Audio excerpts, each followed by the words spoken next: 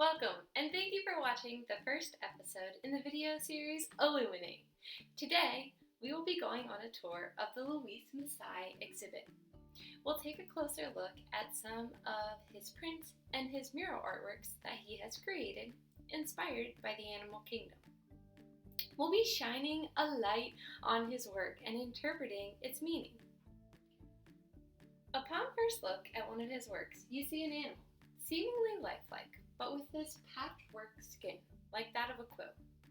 The patchwork is repeated all over the entire surface of the animal. Each individual patch is unique, however, often featuring things like leaves, flowers, and things from nature. Intermixed, though, with bits of pop culture. The colors on the patches are bright and vibrant, but they're contrasted with the harsh shadowing that is used to create the form of the animal. Nothing is surrounding the animal in the background space. He seems to be featured alone. In the work, void of anything in the background. A shadow is cast below the animal, rooting him to the ground. What I've just described to you is Masai's signature painting style, and can be found in most of his works. His works didn't always look like this though, however. This is a very mature version of Masai's works. He first started just creating by painting animals that were endangered specifically. However, now his work offers a lot of detail, and there seems to be a hidden message that is featured behind his works. We're going to take a look at some more of Masai's work in the exhibit. Let's go see. Here we are now, in front of another artistic work that can be seen featuring the same painting style as seen before. This work features a man-made element though, that of a needle and thread. What is the message Masai is trying to send with the visual language in this work? Let's take a closer look at this work here and discuss it further. Here we have a work from Masai's mural painting tour, titled The Art of Being.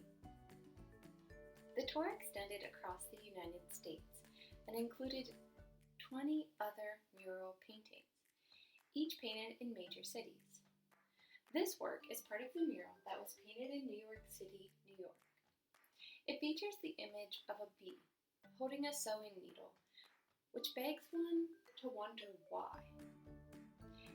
It sparks curiosity because of the obscure juxtaposition of a very natural-looking bee holding a man-made sewing needle.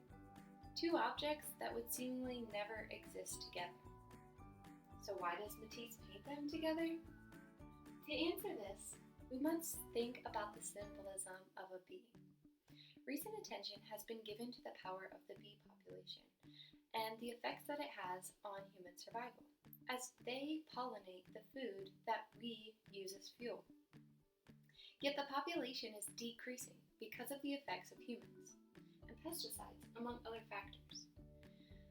Masai may feel that the bee species lie at the heart of the animals being affected by global change and destruction.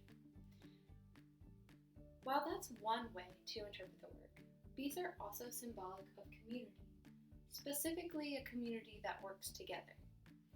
The needle seems to be a call to action for the human population to start stitching together ways to restore the planet and help animals who are suffering. The visual language of the bee holding a sewing needle is a battle cry to motivate the human population to change their ways and put nature first. Here we have another work from Masai, this one a mural work, created of a red panda and a bee. The bee can be seen here again in this work, stitching up the red panda. Is he creating it or repairing it? That's the question that one seeks to answer.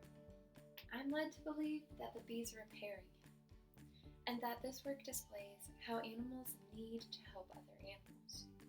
That we as humans should be reaching out and trying to save these endangered species. After seeing that last work, I thought it was best to take a look at one more. and interpret it a little bit further. Here we have another mural work done by the artist.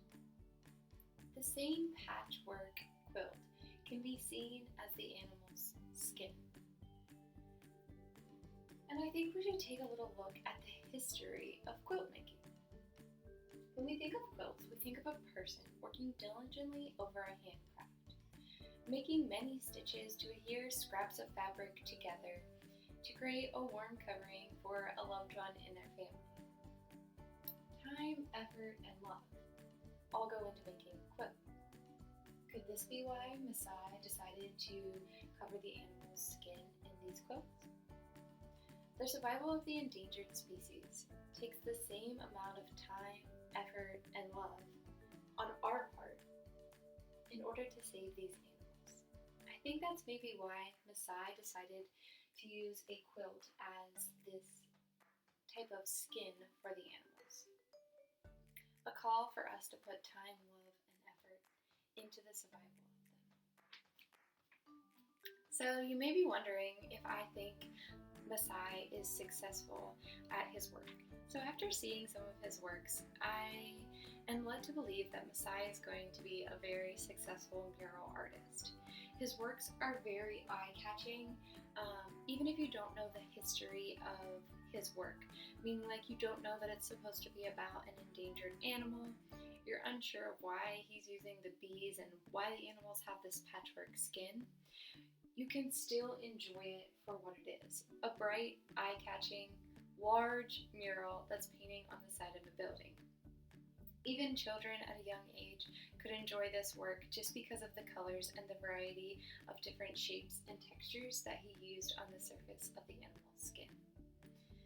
Compared to some other endangered species advocate artists, I think that he is leading this cause in mural artist. I have looked at a few other mural artists, including Sony. Sony's work can be seen here. And while his work does convey the same message, it doesn't do it in quite a fun and exuberant way that Masai has done here. Sony's work is a little bit more dark, and the idea of it is a little bit clearer. Now, do I think that that's better? Not necessarily.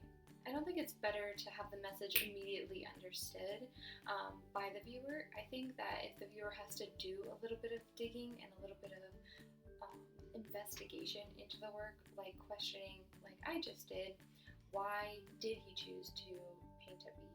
Why is he painting the skin as quilts? I think it's better for us to be a little bit more involved in the work and being sparked to ask questions like we are with Masai's work. It's definitely intriguing and sparks one to ask questions comparatively to Sony's work. I also think the addition of language in the murals, such as this one which says "One Love," is a helpful element to help people understand the work. And you can also see different text in other works as well. In the mural artwork of the red panda that I showed you, it said, "Protect the endangered red panda." Very blunt, bold statement that gets his message across very clearly. Even if you weren't thinking about endangered species when you encountered the work, maybe you came up to it for a different reason, that statement that's featured at the bottom of the work could really help you to get to thinking about why he painted the work and what the symbolism is behind the work. So I think the addition of language in addition to the murals is an element that makes his work a little bit more effective and communicates his message a little bit better. I hope you enjoyed watching and learned a little bit about Masai's work and my interpretation of it. I can't wait to create my next video of my next featured artist in the video series Illuminate.